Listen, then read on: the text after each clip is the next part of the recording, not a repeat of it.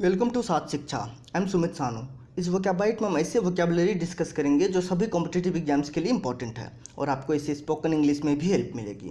Vocabularies 3 तरह की होंगी। फर्स्ट, जनरल वोकैबलरीज जो आपके एग्जाम्स में सिनोनिम्स, एंटोनिम्स एंड मिसस्पेल्ड के रूप में आते हैं। Second, one word substitution and third, idioms and phrases. हर एक वोकैबलरी का मैं इंग्लिश और हिंदी दोनों में मीनिंग बताऊंगा। इन वोकैबलरीज को मैं सेंटेंस में यूज करके भी दिखाऊंगा जिससे आप इनकी मीनिंग अच्छे से समझ पाएंगे और आपको रटने की आवश्यकता नहीं पड़ेगी। तो आप इस वीडियो को लास्ट तक देखिए। वीडियो के लास्ट में मैं आपसे एक क्वेश्चन पूछूंगा जिसका जवाब आपको कमेंट बॉक्स में देना है। इस वोकैबाइट की पीडीएफ का लिंक मैंने वीडियो के डिस्क्रिप्शन में दे दिया है, तो उस लिंक पर क्लिक करके आप पीडीएफ ओपन कर सकते हैं। तो चलिए स्टार्ट करते हैं। पहला वन वर्ड सब्स्टिट्यूशन है parasite. PARASITE, parasite means an animal that is dependent on another animal, means host. The animal is benefited whereas the host is harmed.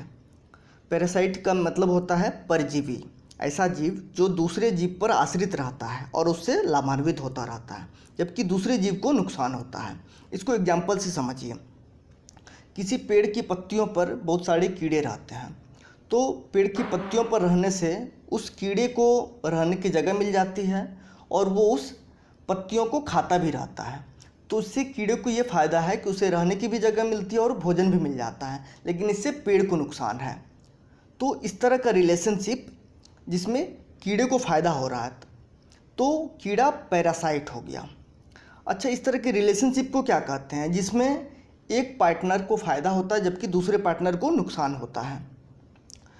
इस तरह के रिलेशनशिप को कहते हैं पैरासिटिज्म। तो इसको आप याद रखिए। Next is mutualistic. MUTUALISTIC। Mutualistic means two animals that are dependent on each other and are benefited from each other. Means सहजीवी, दो जीव जो एक दूसरे पर आश्रित होते हैं और दोनों को फ़ायदा हो रहा होता है। जैसे आप एग्जाम्पल को देखिए, पिक्चर में देखिए। जो क्रोकोडाइल होता है वो जब खाना खा रहा होता है तो उसके मुंह में कुछ खाने के टुकड़े अटक जाते हैं जिससे उसे तकलीफ़ होती है और इन्फेक्शन भी हो जाता है। तो एक चिड़िया होती है जो उसके मुंह में आकर बैठ जाती है और उस फूड जो पार्टिकल हैं, पीसेज हैं, उसको निकाल कर खाती रहती है। इससे जो पक्षी होता है उसकी भी भूख मिट जाती है और जो क्रोकोडाइल है उसका भी कष्ट दूर हो जाता है। तो इससे दोनों पार्टनर को फ़ायदा होता है। तो इन दोनों को कहेंगे, दोनों एनिमल्स को कहेंगे म्यूचुअलिस्टिक एनिमल्स। अच्छा, इस तरह का जो रिलेशनशिप है जिसमें दोनों पार्टनर को फ़ायदा होता है, इसको क्या कहते हैं? इसको कहेंगे म्यूचुअलिज्म। तो पैरासिटिज्म और म्यूचुअलिज्म, इनमें दो जीव हैं, उनमें से एक जीव कम से कम वो दूसरे जीव पर आश्रित होता है। अच्छा, इस रिलेशनशिप को क्या कहते हैं जिसमें एक जीव दूसरे जीव पर आश्रित होता है? इसको कहते हैं सिम्बायोटिक रिलेशनशिप्स या सिम्बायोसिस। तो इसको आप याद रखिएगा कि पैरासिटिज्म और म्यूचुअलिज्म ये दोनों सिम्बायोटिक रिलेशनशिप्स के एग्जाम्पल हैं। नेक्स्ट इज इडियम है laughing stock. Means an object of ridicule, means हंसी का पात्र। मतलब ऐसा कोई व्यक्ति जिस पर लोग हंसते हैं, जिसका मजाक उड़ाते हैं। सेंटेंस में देखते हैं इसको। A prime minister may be loved और hated but should never be a laughing stock. आपको पहले मैं बता दूं कि ये सेंटेंस संजया पारू की एक किताब है द एक्सीडेंटल प्राइम मिनिस्टर, उसमें ये चीज़ लिखा गया है। संजया बारू जो ऑथर हैं वो कहते हैं कि prime minister may be loved और hated but should never be a laughing stock. प्रधानमंत्री जो देश का होता है उससे बहुत लोग प्यार करते हैं, हो सकता है बहुत लोग नफरत करें, यहाँ तक तो ठीक है, लेकिन कभी भी वो हंसी का पात्र नहीं होना चाहिए। कभी भी ऐसा ना हो कि लोग उसका मजाक उड़ाएं, इससे देश को बहुत क्षति होती है। After biting the dust in the semifinal match the hockey team became a laughing stock.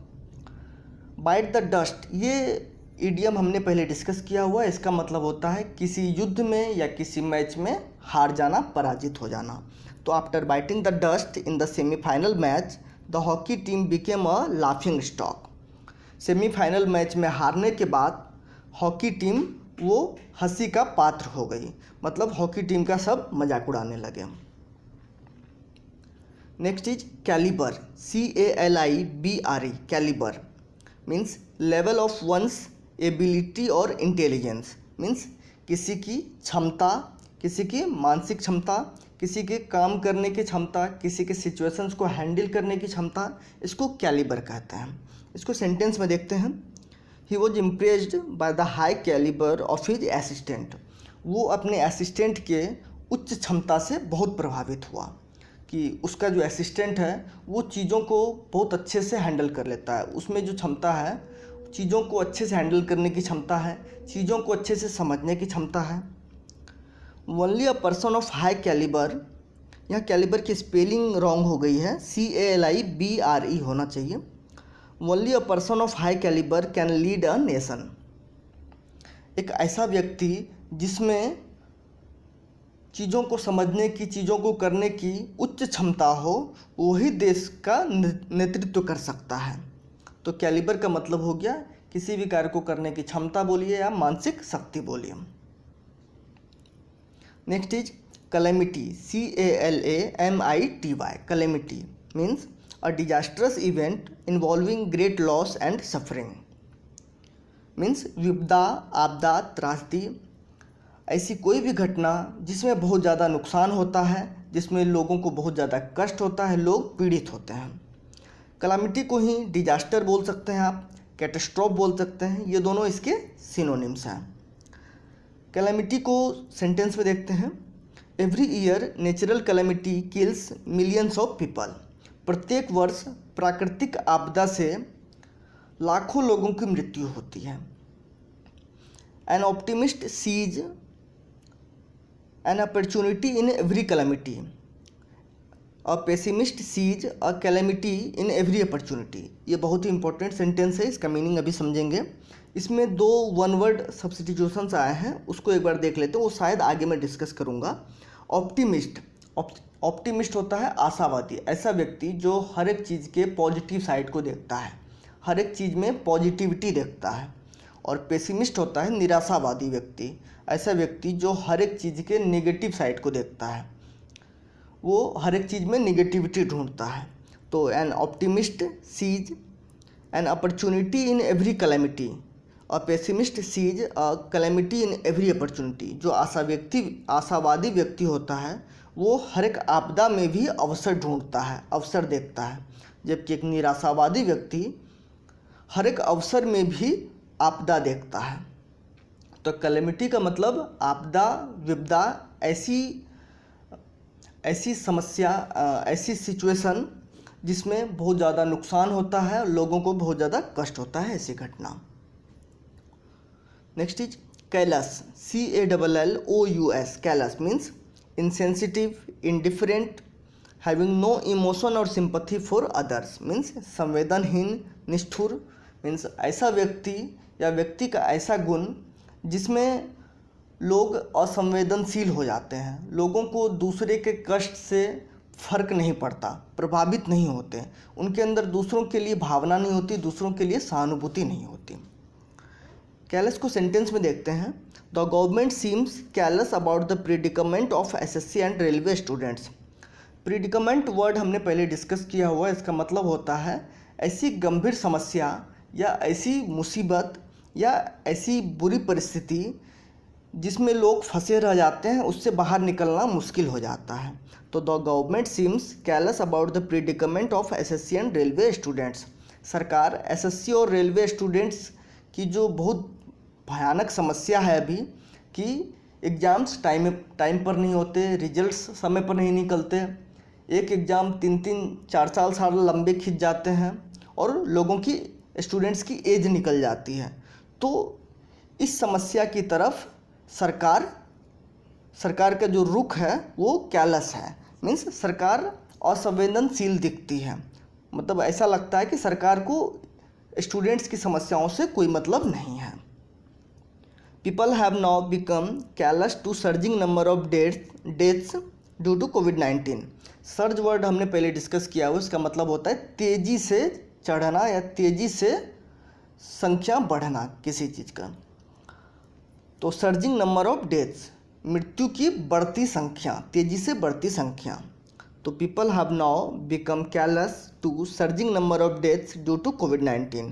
कोविड-19 के कारण जो मौतें हो रही हैं उसकी तेज़ी से बढ़ती संख्या से लोग अब असंवेदनशील हो गए हैं। मीन्स पहले जब पहली डेथ हुई थी भारत में कोविड-19 के कारण तो लोग बहुत परेशान हो गए थे, बहुत ज़्यादा घबरा गए थे, चिंतित थे और सतर्क थे। लेकिन अब जब संख्या हज़ारों में पहुंच गई हैं तो लोग इस आंकड़े को लेकर असंवेदनशील हो गए, लोगों को ज़्यादा फर्क नहीं पड़ रहा है, लोग ज़्यादा प्रभावित नहीं हो रहे हैं। तो कैलस का मतलब असंवेदनशील होना, किसी चीज़ से अप्रभावित रहना, किसी दूसरे के कष्ट के लिए इमोशन भावना नहीं होना, उसके लिए सिंपैथी नहीं होना। अब लास्ट वीडियो के क्वेश्चन का आंसर है। क्वेश्चन था a synonym for to wear. Option number 2 सही आंसर है to put on. To put on का मतलब होता है टू वियर, मतलब कपड़ा पहनना। इसके कुछ और मीनिंग होते हैं, जैसे to put on weight means वजन बढ़ाना, to put on makeup means makeup करना। बाकी ऑप्शंस भी देख लेते हैं। To put out, put out का मतलब होता है आग बुझाना या रोशनी बुझाना। पुट ऑफ और डेफर, इन दोनों का एक ही मतलब होता है पोस्टपोन करना, स्थगित करना। अब आपके लिए आज का question, animals that eat decaying flesh is called. आपके पास 4 ऑप्शन है, carnivorous, predator, scavenger and insectivorous.